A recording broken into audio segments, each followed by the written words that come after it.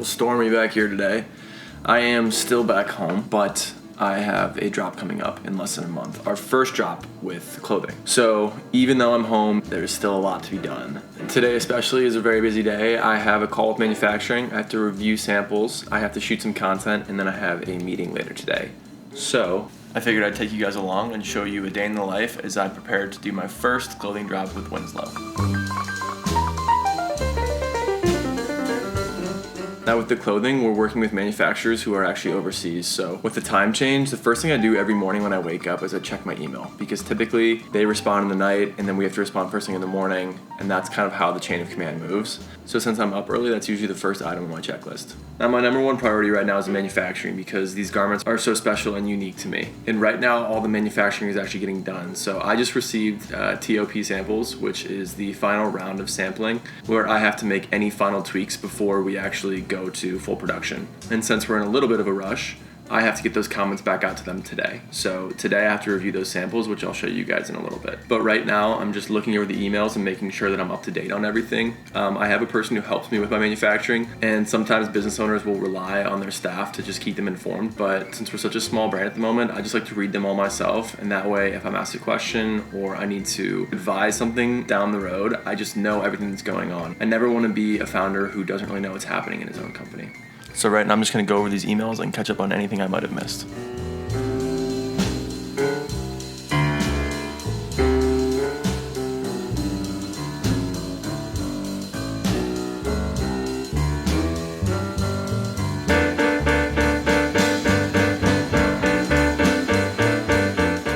That call was to discuss both what we're manufacturing right now, what I want to manufacture in the future, and I was on the phone with Lauren, who you guys met in a previous vlog. She's amazing. She helps me with my manufacturing. One thing that I've found is that I really just like to stay close to her and chat with her. I chat with her daily, because as we're making these garments, we have to have good communication, and I just always want to be sure that I know what's going on. Having her is a massive help, and we chat daily, like I said. So if you're working with manufacturing partners, be sure that you stay up with them and you are in good communication with them, because if they like you, then business is business, and they'll get done whatever they need to get done no matter what. But if they like you, then maybe they'll get there quicker, or they'll be willing to work with you more often. So yeah, that communication, that call was about the garments that we're finishing up. I just want to be sure that I'm going to show you guys samples here in a second, but I only get like my size, which is large. And in clothing manufacturing, there's something called grading, which is if you're doing a size run from XXL to small or extra small like we are, there's obviously a lot of variance in the fabric and like the proportions of the garment from extra small to XXL. And so when you're doing artwork on those pieces, the artwork only takes up a certain amount of that garment. Now, ideally, like a big brand that's ordering a bunch of pieces, they just would do multiple screens and screen print multiple different sizes of the graphic on each hoodie. But since we're so small, these pieces are only gonna get one, and we're asking for 2 screen prints. So extra small through medium would get one size screen print, and then large through XXL would get another size screen print.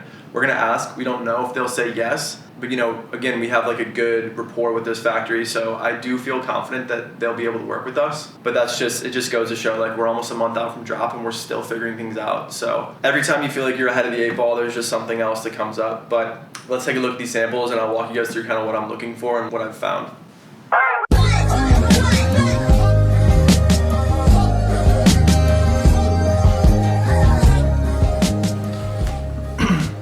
Alright, so I'm just gonna go over the hoodies because I don't have enough time to do it all. Let's start off with this first one. It actually works out well because I have literally no notes on this one. It's kind of nice because we didn't do like a PP spray to make it look faded at all, so it's just self fabric, which has gone through like an enzyme wash, which makes it look more vintage and more worn in and softer. So there is a little bit of process of aging, but that PP spray that's kind of hard to get dialed in that we talked about in the last videos isn't on this garment. So I took a look at it off camera, and it's all good. Like we advised in one of the last videos to increase the size of this sleeve here, the artwork on it. Now I think it looks great, both sleeves. We also increased and moved this towards center a little bit more, and that looks good. And then I don't think we advised anything on the back. So all in all, like this hoodie, I'll just go to the factory right now and I'll say like all good, proceed with production. And then this will be what it looks like. This is exactly what it looks like. So let me try the next one. I just love the fabric on these hoodies. Like it's just heavy, but it's not like that fleece material. So it just feels like I don't know, it just feels premium and I love it. So this one's good too. The PP spray, as you can see, like it's definitely looks a little bit more pronounced on camera than it does in person. In person, it just looks like it's been through the washing machine 1,000 times. It's been out in the sun for 100 days. Like it just looks worn in and faded. So instead of having to go to like the flea market or the thrift shop all the time for like a vintage styled hoodie, this is, you know, an option for you guys. I know this is what I'll obviously be wearing. But yeah, again, I think we increased the size of the sleeve art here, which now looks fantastic, like no notes. And then the back, I think was good to begin with. Also on these, we did increase an inch. So these are cropped hoodies. I'm a tall guy, I'm 6'3". Like they're definitely gonna be cropped, but they're not gonna be like crazy. And then like I said earlier with the grading, this is the large body style. So like if you're a little shorter, if you're like 5'9", if you're like short king, then you get the small or the medium or whatever, and it will be still cropped because we will grade it up as we go down, if that makes sense. So let's check the last one, which I do have some notes on. So yeah, as I just mentioned, the grading process. This one needs a little bit of help. So like the hoodie as itself, like I absolutely adore this color. I like the fit of it. Everything to me looks good about it. But this design, like this is way too far from, you know, each other. Like it just looks weird. It looks like it's in the center. So, you know, it's also gonna be an issue. Like this is a large, so like the double XL, like it's gonna be even bigger and it's gonna be even more space. So that's a concern of mine, but I already chatted with Lauren this morning about it, and what we're gonna do is we're gonna increase the overall art size, which will make it, you know, bigger obviously, and then that will kind of curb this distance here. Also on this hoodie, we did change the artwork. It was Winslow with no vowels in it, but now it's just WSLA, since it's something that we're kind of trying to brand a little bit. Actually, my dad made the note. He was like, looking at it, he's like, I like the hoodie, but if you're doing the WSLA thing, why don't you just do that and continue with it? So just goes to show, like anybody, your friends, your family, somebody walking on the street, if they have, you know, like a note for you, I know it can be annoying, but like listen and internalize it, because sometimes it could turn into like a constructive piece of criticism, or like it could turn into changing the garment, which is obviously what happened in this case. So this is probably my favorite hoodie from the drop. I just think the color is so great and like wearable.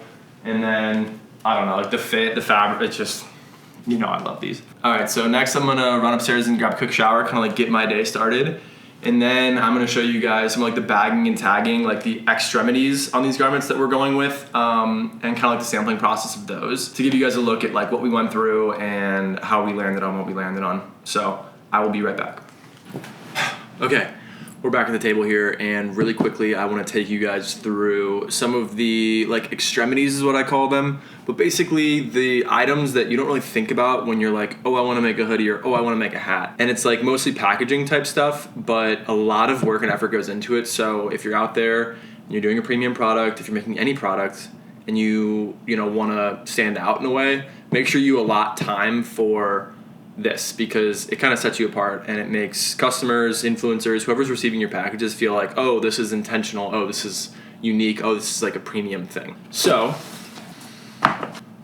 one of the things that we went through were our labels, and this is like the final version. I know it seems silly, but like this is something to think about. What is your label gonna say? Is it just gonna say your brand name and the size, or do you want to include like a little message on here like I did? On the sweatpants, last minute, the white pair of sweatpants, I decided that I wanted to remove any type of graphic from the front, and we're just gonna do like a label on the back pocket. I feel like that fit the vibe more for this drop and more for the brand, that it was like understated branding and it wasn't like super in your face. Since the hoodies are kind of branded pretty heavily, I wanted the sweatpants to be pretty neutral, pretty just like, you know, pretty blendable with anything that you want to wear it with. This is what was sent to me, and as you can see, it's 3 different options. So when I sent the artwork, which I'll clip a picture of that really quick to show you what that looks like, but I sent Pantone colors, and Pantone colors, as we've talked about on here before, are fantastic. If you're working with a manufacturer, get the Pantone book. It helps so much so that you can actually see the way that cotton reacts to certain color dyes. That being said, it's not perfect. What you're doing is you're dyeing fabric at like a large scale, so obviously it's not gonna be perfect. So what factories will do is they will make a like lab dip, essentially. I mean, it's not really a lab dip, but this is kind of what a lab dip looks like. And it is showing me like, okay, so this is the 3 variances that we had. We did 3 different batches of it, and which one do you like the best? Because this is, we can replicate these. And so I looked at this, and like option 1 was the one that I liked. Option 2 is a bit more like pale, and like it does look vintage, but it's just not what I liked. So I just advised 1. and then they'll move forward with that. So that's kind of like how that process looked. Again, these are just like the little things that I don't think many people think about when they're building a brand. So I just want to like pull back the curtain, let you guys in, and show you that every step of the way is, you know, a process. Another thing that we went through was patches for the hats. Patches have proven to be a bit of a headache. I used to work with this company out of Chicago. It just took forever. And I did find out that they essentially manufacture in Asia and then they ship it to America, and they're like essentially a middleman.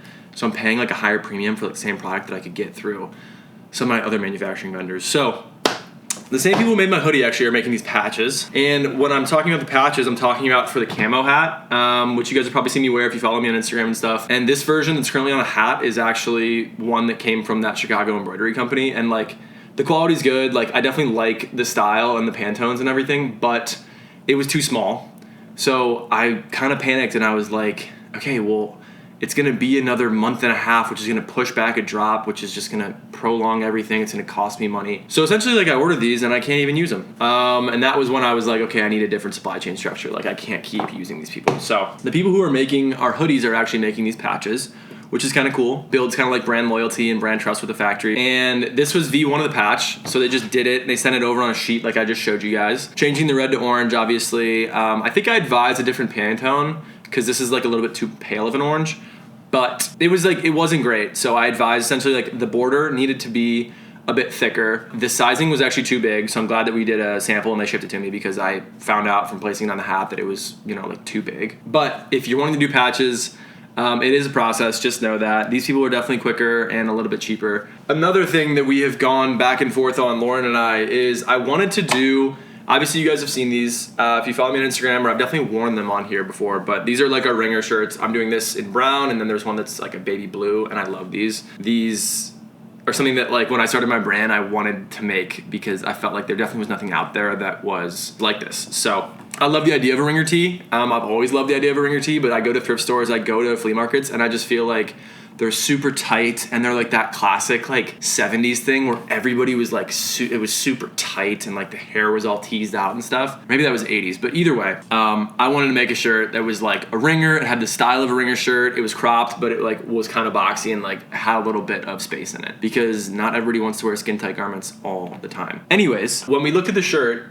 I said to myself, like, okay, well, how can we brand this? It's actually Lauren who was like, you should try to brand it some way and not just be like a blank. And I go back and forth on this because I don't love wearing branded garments like in my everyday life. Typically, I'm picking things that are blank. I'm picking things that are like good quality, good silhouette, but don't necessarily have a bunch of graphics on them. Sometimes I go graphics, but I feel like as I build my brand, like I want it to be true to myself. And so I'm always asking myself, like, would I wear this and do I want to give it to you guys? So we came up with this idea of putting a tag on the back of the shirt, and I wanted it to feel different than just like sewing a tag on the back of the shirt. So I had them do like a zigzag stitch, and as you guys can see, like they didn't execute it super well. I think it's fine. And then also like the tag itself is too small. Also, it obviously overlaps with like our main label tag. So we were thinking about like maybe placing it down here, like on like the left hip, to kind of get it away from everything. And then obviously we needed to like increase the size of the tag so that it didn't like encroach upon the artwork a ton. Just get like more negative space in there. And then I just kind of thought like, what are we doing? Like I didn't want to do this to begin with, and now we're making something work. We're kind of jumping through hoops to solve a problem that we've essentially created. So I ended up just removing the tag. If anybody fell in love with it on Instagram posts or like TikToks or anything, I apologize. We're gonna keep figuring it out. I think it's something that I definitely want to do further down the line, but for this shirt, it's just a blank shirt. Like people don't need to know that it's Winslow. Like you'll know it's Winslow, and if people ask you, you can tell them it's Winslow, but it doesn't need to be like this forward facing, like, oh, I know that shirt because it's Winslow. Like some things should just not be loud. They should just speak for themselves. So that's the ethos on that. One more thing to think about, and one more thing that I really enjoyed doing was these poly bags. So, I mean, I'm sure you guys all shop online and you know that, you know, like when you get something, if it's a good brand, if it's a premium brand, they're gonna send it to you in a bag like this. It's gonna be folded up and it's gonna be sent to you in a bag. This was an idea that I had. It was inspired by these like vintage white shirts that I have. This brand, I forget what it's called. It's like Whitesville. They do a really cool job, and I like the clear plastic and just like the bigness of the design, and it felt cool to me. So I sampled this up, and then I also had them sample up just like a way more understated version of a poly bag that, you know, I feel like is a bit more premium and a bit more like classic. And that's a word that I always go back to in my branding is like classic. And there's always a balance to be struck because sometimes like a loud design like this is cool. And I actually do love this design because it's like so retro and so vintage. But for something that's going on to all of our garments, I definitely think that the more classic, like chic approach is better. So I ended up going with this, and it's not just as simple as like, okay, like put the artwork on these bags. I mean, it kind of is, but you also have to think about like, so I'm doing sweatpants and hoodies and t-shirts. Those don't all go in the same size bag. And if they did, then there'd be so much dead space that it would like look sloppy. So we're doing 2 different sizes, I think. The hoodies, t-shirts go in the same bag, and then the sweatpants go into a different bag. So I'll show you guys a quick image right here of my artboard, where you can see like I had to do 2 different artboards, 2 different sizes, and then you can kind of tweak the artwork a little bit. You of course can just give them like your logo and be like, place this center of the bag. But what I always go back to is like, as a creative, if you can do it yourself, if you can like make things different and unique, even in like an iteration between one bag to another, then why not do it? Like otherwise, like what are you doing? Those are kind of like the bagging and tag. Ooh. And then the final thing that is kind of like an accoutrement or like an extremity of our products for this launch are our hang tags. They're gonna be put like right underneath the armpit, and they just kind of like add a bit of class to it. I think it just really like elevates a garment and makes it look like, oh, okay, like I bought this and this is cool, and whoever designed this took time to like, you know, actually make it different, because this is an added cost, and you know a lot of brands don't do this, and so I'm losing a little bit of money on this, but I want this to be like an experience, as cliche as that is. Like when you buy a Winslow product, when you open the packaging, like I want you to feel like, oh, this is sick, like this isn't just like buying from Zara or like buying from ASOS, like this is somebody took care and like was paid attention to details, and we did. Lauren and I have like, we've designed so many things. I've gotten so much better at Illustrator just from like working through this collection, because I've just had my head in my computer for so long designing every little aspect. But nonetheless, they sent me this, and it's like a perfect, you know, thing. It's inspired by like a bag tag, like a vintage like passport type vibe of if you're going to Paris or like Germany, they might like stamp it like this or put it on luggage. So that's what this is. And I said to myself, okay, this is too perfect. It's definitely like very like clean lines and stuff, and that doesn't really fit with like this drop or our ethos. So what I did is I just like folded it up a bit, and I was like, hey, can you guys actually just at any point in your process like just fold it and make it look like it's worn in and like it's been through baggage claim in a couple different airports? And they were like, yeah, we can do the best we can do. And the reason I say that is because always ask. Like, I mean, I ask questions all the time with these manufacturers, and you know sometimes they're definitely like, no, like that won't work for us, like we can't do that, like we talked about the grading earlier. But a lot of the times, like if it's little things like this, they're definitely willing to work with you. So always ask, and I think you might be pleasantly surprised with what you find. So with that, I have to run to a meeting. I have a meeting in 15 minutes. I got to drive there, and then I'll come back and I have to shoot some content. So I will see you guys in a little bit. I just want to hear more about it and like what you're looking for and like how I could help and all of that. Yeah, totally. Yeah, so it sounds like you have kind of done some of your own research. So we're doing like a big push right now with branding, bring pieces to set that fit that vibe. And then the one thing that I know is like, since we are a small team, but the one thing that I kind of need help with that's maybe above your job description is just like set design and like making sure that like through the lens, like whatever space we're in at least looks a bit styled. I guess I kind of want to gauge like how much prep is needed for this, and like how many models are there going to be. I saw that on the deck you have like 2 campaign shoot days and then potentially 1 studio. Okay, great. Thank you so much. Okay, bye. Okay, that was a potential stylist for the shoot that we're doing in September, for this drop that we've been going over all day. So I'm going through like 2 or 3 stylists for this, just kind of like interviewing and seeing like if they pick up on the vibe, because it's such a crucial role like the day of. And then it definitely takes like the right type of person to be able to be like, okay, I can wear a bunch of different hats and like pull styles and stuff. So part of me is like, am I getting ahead of myself? Am I doing way too much for the shoot where it's going to be like $10,000-$15,000? And then the other part of me is like, well, is it worth it to do like a full rollout, like a full launch of the clothing? So all things that I had to figure out. She seemed extremely knowledgeable. She talked about renting stuff from a prop house, and I I don't even know what that is. So it's cool when you meet people that are like in their lane and they're really good at what they do and they have like resources that they can lean on. Because to me, it's like, how are we gonna do all these things? And then you hire somebody like that, and it's like, it's okay. Like they know everything they're doing, and you just have to kind of like oversee it and make sure everything goes according to plan. So she was good, but now I have to shoot some content for socials, both for my own personal stuff and for Winslow. So let's go do that.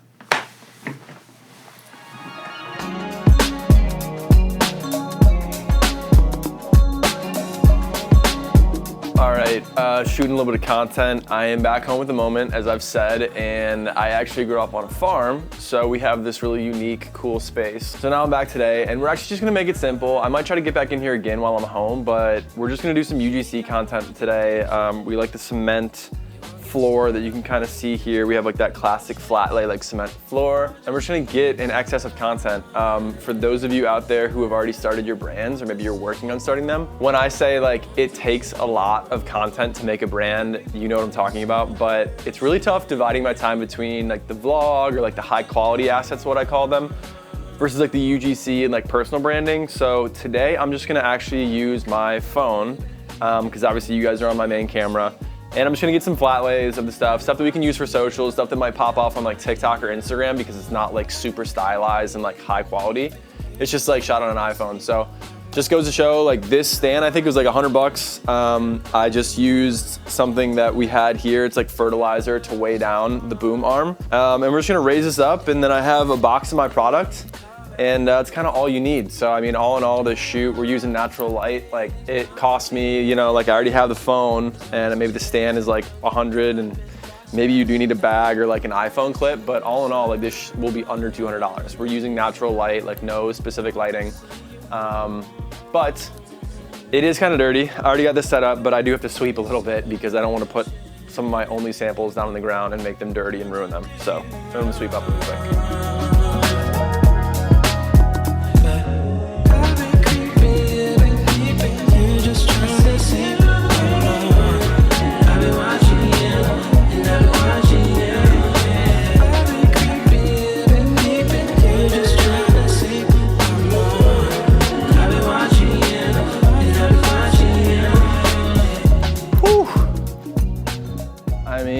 It is hot out here. I don't know whose idea it was to do this in August, but definitely wasn't my brightest idea. Got some good content, definitely feel confident in the stuff that I got. Again, it's just like little UGC stuff, so I didn't pay anybody for this, it's just me doing it. So it's low stakes, and like that content does really well. So if you're out there and you're spending a bunch of money on photo shoots or video shoots, like don't overlook these like little iPhone shoots, because they actually do really well. And a lot of times people don't realize that they're like ads, and then they actually like watch the video. Sometimes when it's super stylized, people don't like want to watch the full thing. I did just get word though that my hat samples came in, so I'll get to show you guys that. They weren't supposed to come till tomorrow, but we got lucky and they came early. So let's go see those samples. All right, I just got this package and it is completely sealed, as you can see. And we're gonna open it up here in real time, so you guys are gonna see my reaction to these samples. Should be 2 or 3 hats in here. Sure, there's 3 hats in here. This is the first, second is the third. Okay, the difference between these two, you guys are probably like, what the hell, they're the exact same. They are in the artwork, but in the application, in the thread that's used, it's actually different. So when you look up close, you can kind of actually see that that's different. And then this one, I had done in red, which actually I will run and grab really quick and show you guys. Okay, yeah, which I had done in red, which you can see here. And then I made 2 notes on these hats. It was, we're obviously gonna change the thread color, which we did. And then I changed the size of the artwork, and I believe that I made the lines a little bit thicker. I like the size change for sure. That is good, check that box. This red one is just too small. This orange one is definitely more what I was picturing, but I don't love the orange itself. It just feels like it's like too yellow and too pale. So I advised the Pantone, and I must have just picked the wrong one. So with some of these like big bold colors, like red and orange, I'm always like leaning on like less saturated option, because I just get nervous that like we're gonna have these products and they're gonna be so like loud and bold. So I might have overcorrected with this one. But I definitely like the 2 black ones. Now it's just a tough position of like, which one do I like more? and I think my gut is saying like the regular thread one, more so than this like fuzzy thread. As with all samples, definitely a big tip here. When you get them, unless you have to turn comments around like that day, like within the hour, which rarely you have to do, wear it, like sleep on it for a day or two, like really try to see if, like what about it you don't like. Like I just got a pair of pants in, and out of the box I was like, oh my God, I love these, like, you know, whatever, let's approve everything, let's do this, let's do that. And then I said to myself, like, hold on, let's just pause for a second and be sure that you actually like them. So I ended up like wearing them for a day or two, just out and around, and I definitely had some notes. So I'm gonna wear some of these hats and just kind of see, like, get feedback from people, make sure that like the sizing is good, because yeah, like when you're looking in the mirror with the intention of making a comment, you might, you know, find something, but you know what else? Like if you're taking a selfie, or if like you catch yourself in the mirror, like you're shopping with your girlfriend and you just like happen to catch yourself in the mirror, you might see something and you're like, oh wait, yeah, no, that's actually like, because you have a clear mind in that moment. But then you might actually be like, oh yeah, that's actually the comment that needs to be made. So excited about these. They're just black hats, so it's nothing like crazy, but it's better than nothing. I remember days when I really wanted to make clothing, and so I have to be thankful on days like this where that's not the most exciting sample receipt, but it's still like Winslow stuff, and I'm still moving forward, which is exciting. So I'm gonna wear some of these, and then the day is kind of coming to a close here. I need to eat, I'm starving, so I'll probably eat dinner here in a second.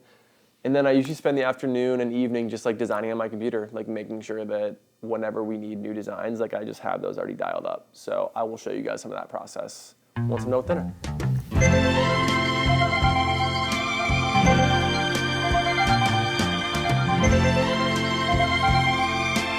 All right, yeah, so it's like 6:30, and usually during the week, like these hours before I go to bed, I just spend like a good 2-3 hours in front of the computer, just trying to like get creative and get inspired. So I spend a lot of time like on Pinterest, and then I'll look at like kind of what other brands are doing. But these days, more often than not, like I have stuff I have to do for Winslow. As I said earlier, like always try to be like ahead of the 8 ball, because things are gonna come up where you're gonna need to, you know, give design or, you know, create something, and you're not gonna be feeling creative. So if you give yourself the time now to be creative when there's no constraints and there's no time demand and there's no strict deadline, then it's a lot easier to just kind of like let the ideas flow and not be so harsh on yourself, because working under a deadline creatively is always super tough. So I like to take this time before I go to bed. I don't know why, but I feel more creative in the nighttime. But I like to take this time to just get in front of the computer, play around in Illustrator, and see what I can come up with. So I'll show you guys a little bit of what that process looks like. So right now I am in Illustrator, and the first thing that I'll do usually is I'll go to Pinterest. I do already have what I searched in, but typically what I'll do is I'll just start on the homepage. I'll start on my feed, and I'll just look through and see if anything jumps out to me. I always have something that I'm working on. So right now I know that I need to design this matchbox because we're doing an influencer event in Venice right before I drop, and it's gonna be like a backgammon event, and I wanna give out matchboxes to all of the people that attend, probably 2 styles. So like here's a matchbox, but I already have a board started that I started before I even got on with you guys, and I already searched vintage matchbox. So let's get back over to my search here. And this is the part where you kind of have to just turn your brain off and turn your heart on, as cliche as that is, but it's like, okay, yeah, so like this is cool, or like this is cool, or whatever. It's all personal to you, but whatever like makes you feel something, there's like a little tickle in your brain when you see something where you're like, oh, that's really cool. That's what you want to listen to. Like I just had it with this. Like this is something that's really cool. I like the dead space. I'm kind of on like a negative space kick lately. So I'll add this to my matchbox inspo. You know, this is cool, but it's a perfect example where it's like, this is really cool, but it doesn't fit the brand. So I can appreciate this, but would I ever make it for Winslow? Probably not. Okay, great. So here's the board that I already built for it, and I like this last one that we found. So I'm just going to come in here, save it, and then we're going to bring it onto our artboard. So I have been working on this matchbox for a little bit. I want to do 2 styles for everybody that comes. So this is another point of reference that you guys saw on my board, and then this is kind of where I'm at with it. It's a long way from finished. So that's probably something that I'll work on once we're done with this. But I know that I really like this. I know that I want to emulate it in a very similar way. So this shouldn't take too long, and I'll show you guys kind of how I go from point of reference to a finished design. Okay, so first things first, let's create our box. And then we're just gonna center that. And I want this to end up being like an off-white color. So let's come down here into our warmer shades. Like that's perfect. And then what I'll do, just kind of give it a little bit of depth, is just give it a little black border, just so I can kind of keep track of like my eyes and see that it's actually, you know, like the background. So I'll just lock this, but the final image will obviously not have the black border to it. So I know that I'm also going to want to make a little border. Again, there are ways to do this that are more exact. And when I'm not in this mock-up stage, I use them. But for right now, actually, you know what? I need that to be red. But for right now, I think that this is fine. Just to kind of get the idea down and not to worry too much about the exact dimensions. Okay, cool. This needs to be thicker. And this needs to be a little bit smaller. All right, that's our starting point. Okay, I love how they have the skyline. I have this drawing that I work with. It's kind of like an old school hotel, and it might be a little bit small, so it might not work. But this is just an asset that I've used in the past, and I know that I want to use it here. Okay, cool. Again, it might be a little bit, you know, I might have to add some stuff in the background, but that's okay. We'll just use this swatch for now. And then lastly, let's go to my logo pack. I have been messing around with shading a lot lately, so let's try and see if this could maybe work. Let's see if we made this the same color we had here. And then we brought that down to 1. And made all of these this color. Okay, that's something. It looks a little bit too much like the Fargo logo. It's a little bit too busy, so I don't love it. I'm just going to keep. Okay, anyways, so we just want this, and I don't think that we want any stroke to it. Okay. See, so like that right there would be something that I would expand upon. Again, like it's nothing crazy, but it definitely emulates this design in a way where I'm like, okay, cool. And this Matchbox project should not be monopolizing my time. I have other things I need to do today, but this is cool. Even if we just remove this and it was just, you know, like that. But yeah, that's just a really quick overview of how I would like approach a design and just kind of how I spend my night working on things. You know, here's some other stuff that I've been working on lately. Here's another page that I showed you. There's another page of some assets that I'm kind of thinking of creating. And then, you know, this is something I was working on the other night. So it's cool, you know, like it's fun to be creative in the moment and get some stuff done without really judging yourself. So this is kind of what I've been up to, but... Okay, yeah, that's kind of what a day in my life looks like as I'm trying to build this brand. It's important to remember that being an entrepreneur, no 2 days are the same, but it does help to stay organized and stay on some type of schedule. Yeah, I hope you guys learned something. And as always, if you guys have a question, please reach out to me on Instagram. And for those of you starting businesses, good luck and God bless. I will see you guys again soon.